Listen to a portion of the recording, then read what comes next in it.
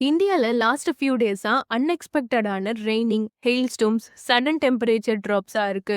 March மந்த்ல summer start ஆகணும். But இங்க என்ன நடக்குது? பீப்புள் எல்லாருக்குமே ஒரு ஷாக்கிங்கான கொஷின் ரைஸ் ஆகுது. இது நேச்சுரல் வெதர் சேஞ்சா இல்லனா யாராவது கிளைமேட் சேஞ்சை கண்ட்ரோல் பண்றாங்களா? நிறைய பேர் என்ன சொல்றாங்கன்னா, இது பில்கேட்ஸ் பண்ற ஒரு ப்ராஜெக்டோட ரிசல்ட் தான் இந்த கிளைமேட் சேஞ்சுன்னு சொல்றாங்க.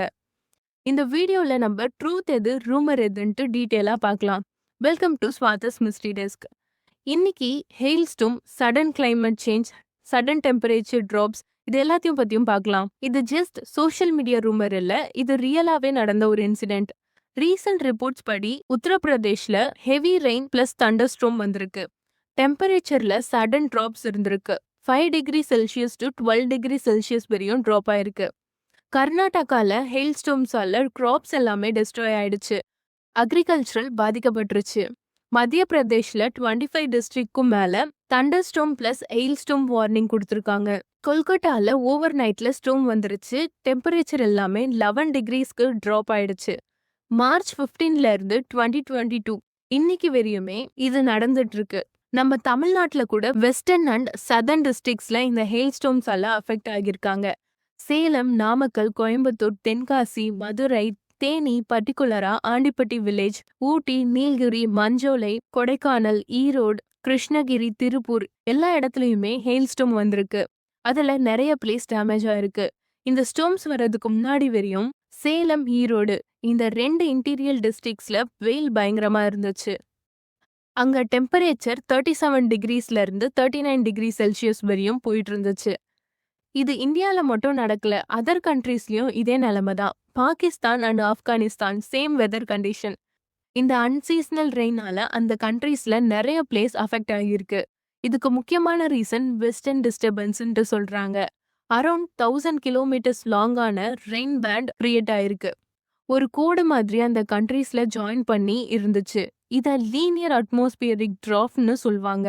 அதாவது வானத்துல நீண்ட பள்ளம் மாதிரி மேகங்கள் திரண்டு வந்துருச்சு. அதனாலதான் மார்ச் 15ல இருந்து 22 2026 இன்னைக்கு வரையுமே இந்த டைம் பீரியட்ல அமெரிக்கா, யூரோப், மெக்சிகோ கண்ட்ரீஸ்லயும் கடுமையான பனி புயல், அப்புறமா ஆளுங்கட்டி மழை இது ரெண்டுமே வந்திருக்கு. அமெரிக்கால டெக்சஸ் ஸ்டேட்ல பெரிய ஆலங்கட்டி மழை பெஞ்சிருக்கு. மினிசோட்டால ஹிஸ்டரியிலேயே இல்லாத அளவுக்கு பனிமழை ஏற்பட்டிருக்கு. அதே டைம்ல யூரோப்ல சடனா வெப்பநிலை சேஞ்சஸ் நடந்திருக்கு. மெக்சிகோல இதே ரீசனால தான் ஹெவி டிராஃபிக் ஏற்பட்டிருக்கு. ஃபர்ஸ்ட் ஹெயில் ஸ்டோம்னா என்னன்னு பார்க்கலாம். ஹெயில் ஸ்டோம்னா ஆளுங்கட்டி மழை. இது நார்மலான மழை மாதிரி இல்லாம சின்ன சின்ன ஐஸ் கட்டியா மேல இருந்து விழும். இது எப்படி ஃபார்ம் ஆகுதுன்ட்டு பார்க்கலாம். மேகத்துக்குள்ள ரொம்ப ஸ்ட்ராங்கான காத்து மேல் நோக்கி போகுமா. அப்படி போகும்போது அதை அப்டிராஃப்ட்னு சொல்லுவாங்க. மழைத்துளிகள் கீழே விழ முடியாம இந்த காத்து மேல தள்ளிக்கிட்டே இருக்குமா. மேகத்துக்கு மேல டெம்பரேச்சர் ரொம்ப கம்மியா இருக்கும், பிலோ 0 டிகிரி செல்சியஸ். அங்க இந்த வாட்டர் டிராப்லெட்ஸ்லாம் ஐஸா மாறிடும். இந்த ஐஸ் கட்டி கீழே விழ பார்க்கும்போது அகைன் அண்ட் அகைன் அப்டிராஃப்ட்னால புது வாட்டர் லேயர்ஸ் அதுக்கு மேல ஒட்டி திரும்ப திரும்ப ஃப்ரீஸ் ஆகிட்டு இருக்கும். இப்படி ரிப்பீட்டடா நடக்கிறதுனால தான் ஐஸ் பால்ஸோட சைஸ் பெருசா இருக்கு. ஒரு ஸ்டேஜுக்கு அப்புறமா இந்த ஐஸ் பால்ஸ் ரொம்ப ஹெவி ஆயிடும். அப்போ அந்த அப்டிராஃப்ட்னால அந்த வெயிட்டை தாங்க முடியாம ஆளுங்கட்டி மழையா பெய்ய ஆரம்பிக்குது. எக்ஸ்பர்ட்ஸ் இதுக்கு என்ன சொல்றாங்கன்னா, இந்த சடன் ரெயின், ஹெயில் ஸ்டோம்ஸ் எல்லாமே மோஸ்டா அட்மாஸ்பியரிக் சிஸ்டமால தான் உருவாகுதுன்ட்டு சொல்றாங்க. Western disturbance, cyclonic circulation, bay of பெங்கால்ல இருந்து வர குளிர்காற்று இந்த ரீசனால தான் கிளைமேட் சேஞ்சஸ் ஆகியிருக்குன்ட்டு சொல்றாங்க. சிம்பிளா சொல்லணும்னா கோல்டர் வார்ம் ஏரை மீட் பண்ணும்போது அது தண்டர் ஸ்டோமை கிரியேட் பண்ணுது. அனதர் இம்பார்ட்டன்ட் ரீசனா என்ன சொல்றாங்கன்னா, ரீசெண்ட் இயர்ஸாவே இந்தியால எக்ஸ்ட்ரீம் வெதர் இன்க்ரீஸ் ஆகியிருக்கு. Heat waves, flood, sudden rains. எக்ஸாம்பிளுக்கு 2024 அண்ட் 2025ல சிவியர் ஹீட் வேவ்ஸ் வந்திருக்கு. Extreme weather changes event increase ஆகியிருக்கு. இந்த மாதிரியான ஹெயில்ஸ்டோம் வர்றது ஃபர்ஸ்ட் டைம் இல்ல. 1888ல மொரடாபாத்ன்ற ஒரு பிளேஸ்ல ஹியூஜ் ஹெயில்ஸ்டோன்ஸ்னால 246 பீப்புள்ஸ் இறந்து போயிருக்காங்க. அங்க வந்த ஐஸ் பால்ஸோடைய சைஸ் எவ்வளவு பெருசு தெரியுமா? கிரிக்கெட் பால் சைஸ் மாதிரி ரொம்ப பெருசா இருந்துச்சு.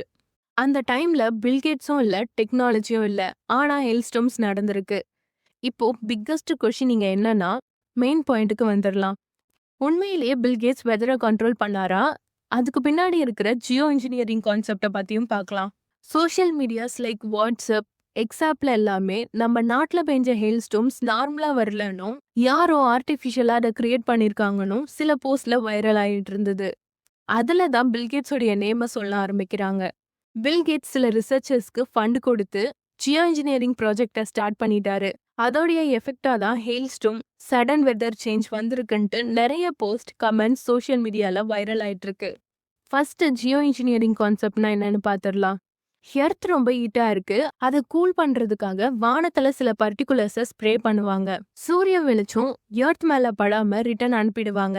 அப்படி பண்ணும்போது குளோபல் வார்மிங்ல இருந்து இந்த எர்த்தை ப்ரொடெக்ட் பண்ணிடலாம்ட்டு ஒரு ஐடியா பில்கேட்ஸ்க்கு வருது. இத பீப்புள் என்ன நினைக்கிறாங்கன்னா, நார்மலா வர மழை மாதிரி இல்லாம ஹெயில்ஸ்டோம் மாதிரி வந்ததால ஆர்டிஃபிஷியல் ரெயின் கிரியேட் பண்ணிருக்கலாம்ட்டு பில்கேட்ஸ் மேல சந்தேகப்படுறாங்க. இந்த ஒரு டிஸ்கஷன் எக்கனாமிக் டைம்ஸ் நியூஸ்லயும் வருது. ஆக்சுவலா அவர் வெதரை கண்ட்ரோல் பண்ணாரான்னு கேட்டா இல்ல. இதுவரையுமே அதுக்கான ஆன்சர் இல்லைன்னு தான் சொல்றாங்க. எக்ஸ்பர்ட்ஸ் ரொம்ப கிளியரா என்ன சொல்றாங்கன்னா, பில்கேட்ஸ்க்கும் இந்த ரெயின்க்கும் எந்த ஒரு லிங்க்கும் இல்லைன்னு சொல்லிட்டாங்க. இதுக்கு சிம்பிளான ரீசனா என்ன சொல்றாங்கன்னா, வெதர் சிஸ்டம் ரொம்ப காம்ப்ளெக்ஸான ஒரு விஷயம். ஒரு கண்ட்ரில நடக்கிற வெதர் சேஞ்சஸ் குளோபல் அளவுக்கு கண்ட்ரோல் பண்ண முடியாதாம். பட் கிளவுட் சீடிங்ஸ் பண்ணுவாங்கன்ட்டு சொல்றாங்க. கிளவுட் சீடிங்ஸ்னா என்னன்னு பார்க்கலாம். கிளவுட் சீடிங்ஸ் வந்து ஆர்டிஃபிஷியலான கிளவுட் கிரியேட் பண்றது இல்ல. ஆல்ரெடி இருக்கிற கிளவுட்ஸை மாடிஃபை பண்ணுவாங்க. ஃபார் எக்ஸாம்பிள், சயின்டிஸ்ட் என்ன பண்ணுவாங்கன்னா, பிளேன் இல்லைன்னா ராக்கெட்டை யூஸ் பண்ணி கிளவுட்ஸ்குள்ள சில்வர் அயோடைட் மாதிரியான கெமிக்கலை ஸ்ப்ரே பண்ணுவாங்க. அது வாட்டர் டிராப்லெட்ஸை அட்ராக்ட் பண்ணுமா. ஸ்மால் டிராப்லெட்ஸ்லாம் ஜாயின் பண்ணி பெருசா கிரியேட் ஆகி மழையா பொழிய ஆரம்பிக்கும். இது ஒரு சிட்டி லெவல்ல டிராஃப்ட் ஏரியால கிரியேட் பண்ணா ஹெல்ப்ஃபுல்லா இருக்கும். ஆனா இது வந்து என்டையர் கண்ட்ரியோடைய வெதரை இதால சேஞ்ச் பண்ண முடியாது. குளோபல் கிளைமேட்டை கிளவுட் சீடிங்னால கண்ட்ரோல் பண்ண முடியாதான். இங்க ரியல் ப்ராப்ளம் என்னன்னா, பில்கேட்ஸ் இல்ல, பட் நம்மளுடைய என்வாயர்மெண்டல் சேஞ்சஸ் தான். கிளைமேட் சேஞ்சஸால தான் ஹீட் வேவ்ஸ் இன்க்ரீஸ் ஆகியிருக்கு. Sudden rain, hail storms, flood இது எல்லாமே மோஸ்ட் ஃப்ரீக்வெண்டா நடக்குது. சம்டைம்ஸ் மிஸ்டியா தெரியும், ஆனா அதுக்கு ஆன்சர் சயின்ஸ்ல கிடைச்சிரும். உங்களுக்கு ஒரு கொஷின், நம்ம வெதரை கண்ட்ரோல் பண்றோமா இல்லனா வெதர் நம்ம லைஃபை கண்ட்ரோல் பண்ணுதா? உங்களுக்கு என்ன தோணுது? இந்த ஹெயில் ஸ்டோம் நேச்சுரலா இல்லனா ஆர்டிஃபிஷியலா? கமெண்ட்ல சொல்லுங்க. உங்களுக்கு இந்த வீடியோ பிடிச்சிருந்தா லைக் பண்ணிட்டு உங்க ஃப்ரெண்ட்ஸ் அண்ட் ஃபேமிலிக்கு இந்த வீடியோவை ஷேர் பண்ணிடுங்க. இன்னும் நிறைய mystery, thriller, suspense, solved and unsolved கேசஸ்க்கு மறக்காம ஸ்வாதிஸ் மிஸ்ட்ரி டெஸ்க் சேனலை சப்ஸ்கிரைப் பண்ணிடுங்க.